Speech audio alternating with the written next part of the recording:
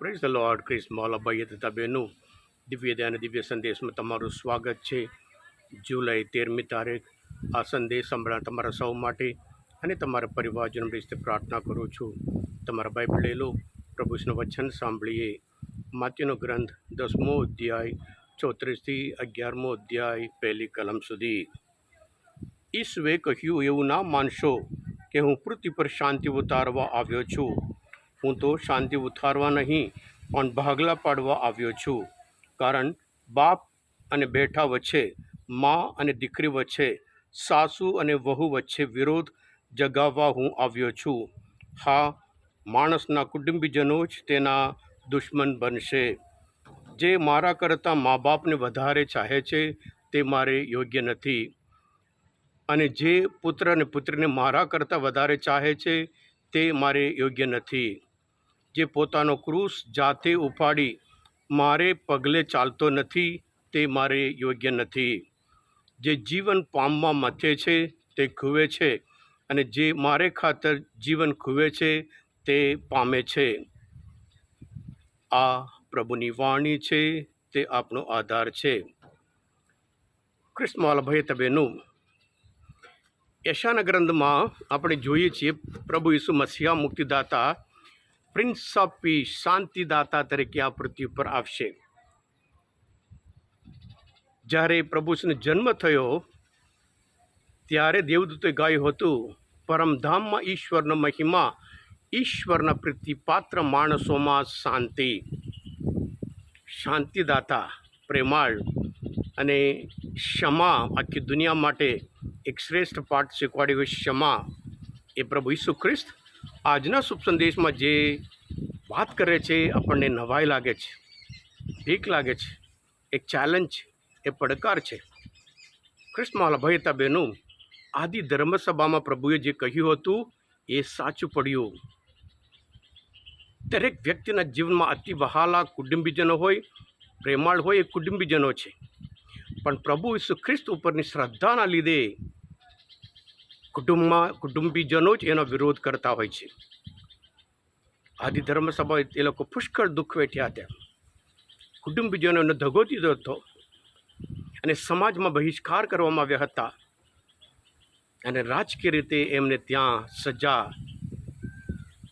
અત્યંત સજા, ક્રૂરતા પ્રમાણે મારી નાખવામાં આવ્યા હતા. સિંહો માટે, જાનવર માટે નાખવામાં આવ્યા હતા. અતિ ભયંકર, એટલે આપણે ધારી ના શકીએ એવી ભયંકર ક્રૂરતા ખ્રિસ્તીઓ ઉપર, અત્યાચાર, અનિષ્ટ, અધર્મ. પણ ખ્રિસ્તીઓ જે હતા પ્રભુ ઈસુ ઉપર શ્રદ્ધા રાખતા હતા, અને તેઓ પોતા દ્રઢ રહ્યા, મરણ પામવા તૈયાર પણ વિશ્વાસ છોડવા તૈયાર નથી. 4મી સદીમાં ખ્રિસ્ત ધર્મ રાજા કોન્સ્ટન્ટાઇનના લીધે રાજધર્મ બન્યો છે, અને ત્યાર પછી જે સત્તામણી એ બધું બંધ થઈ ગયું હતું. પણ આદિ ધર્મસભામાં જે હાલત હતી, આજે પણ આજના દુનિયામાં ઘણા બધા દેશોમાં આપણે જોઈએ છીએ. પ્રભુ ઈસુ ખ્રિસ્ત ઉપરની શ્રદ્ધાના લીધે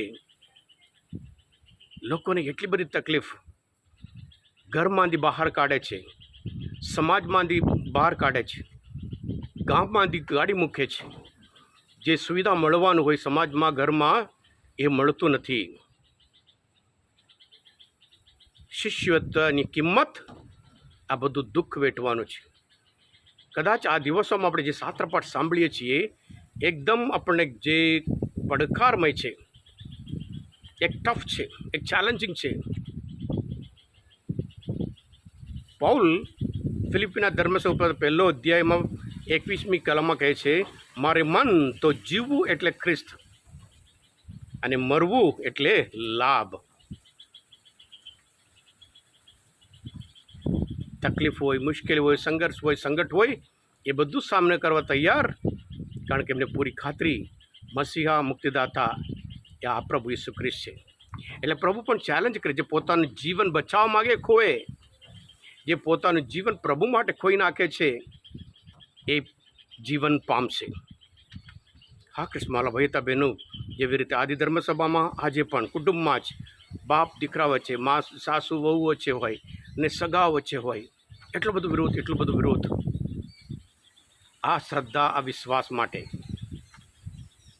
પણ પ્રભુ આપણને પૂરી ખાતરી આપે, જો મક્ખમ રહેશે જે શાશ્વત જીવન પામશે. પ્રભુ જાણતા હતા 12 શિષ્યમાં 10 જણ શહીદ તરીકે મરી જવાના હતા, અને ત્યાર પછી એમની હિંમત, એમની નિડરતા જોઈ એ આદર્શ પડ્યું કે આદિ ધર્મસભા બધા પ્રભુ પર દ્રઢ વિશ્વાસ રાખતા થયા હતા. હા કૃષ્ણવાલા ભાઈ બહેનો, આજે આ સદીમાં પણ આપણે જાણીએ છીએ એક પડકાર છે, દરેક જગ્યાએ છે, ઘણા બધા દેશોમાં છે. પ્રભુ જે કહ્યું એ સાચું છે. પણ પ્રભુ સાથે સાથે પુનરુત્થાન પછી એમના શિષ્યને, જે લોકો ડરપોક હતા, બાણ બંધ કર્યા હતા, મૂંઝવણીઓમાં હતા, સંકટમાં હતા, કે જે તમને શાંતિ હો. એ જ પ્રભુ ઈસુ ખ્રિસ્ત આપણે દરેકના જીવનમાં શાંતિદાતા તરીકે આપણને શાંતિ આપે. સાથે સાથે જ્યારે આપણા જીવનમાં આ પ્રભુ ઈસુ ખ્રિસ્તના નામના લીધે, વિશ્વાસના લીધે તકલીફ હોય, મુશ્કેલી હોય, સંકટ હોય, પ્રભુ આપણે એકલા નથી, પ્રભુ આપણી સાથે છે. હા કૃષ્ણવાલા ભાઈ બહેનો, આજના મનના શાસ્ત્ર પર સમજવા માટે, પ્રભુ ઈસુને ઓળખવા માટે મદદરૂપ થયા હોય, તમે પોતે દિવ્ય ધ્યાન, દિવ્ય સંદેશ સબસ્ક્રાઈબ કરજો અને બીજા માટે પણ ફોરવર્ડ કરજો, કારણ તમે બધા આશીર્વાદિત છો, અભિષેકિત છો. પ્રભુ ઈસુ, હું તમારામાં વિશ્વાસ રાખું છું. બોલો દિવ્ય ધ્યાનો જય. God bless you all. Jesus, I trust in you.